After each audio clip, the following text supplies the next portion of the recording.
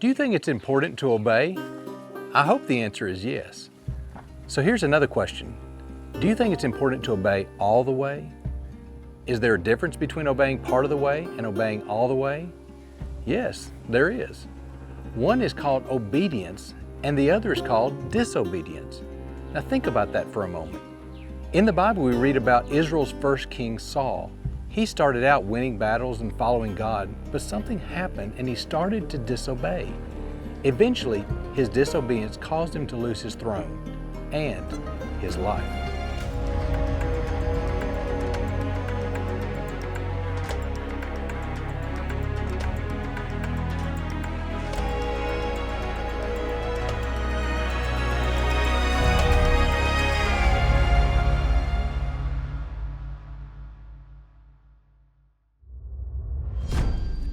Saul was anointed king over Israel around 1050 BC. That's over 1,000 years before Jesus was born. Before that time, there was no king in Israel, only priests and prophets, like Samuel. God was supposed to be the only king the Israelites needed, but they wanted to be like the nations around them and asked to have a man lead them as a king. We read in the Bible that Saul was tall, standing taller than the rest of the people. He certainly looked like a king. At first, Saul seemed like a good king. He won battles for Israel and worshiped God the way he should have. Everything seemed to be going well for Israel under their king. However, it didn't take long for Saul to become prideful about his new power.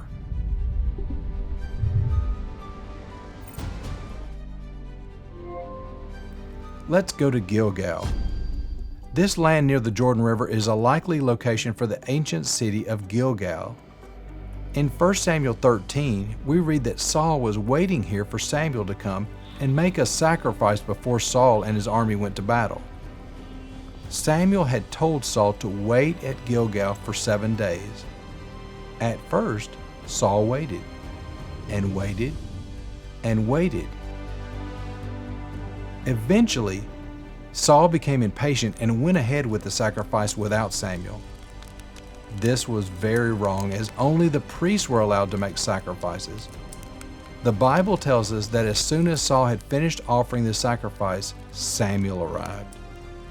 When Samuel confronted Saul about his sin, he blamed the people and made excuses for his disobedience.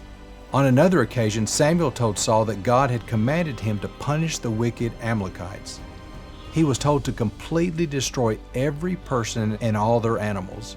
When the battle was over, Saul had allowed the enemy king to live and kept some of the best animals to sacrifice to God.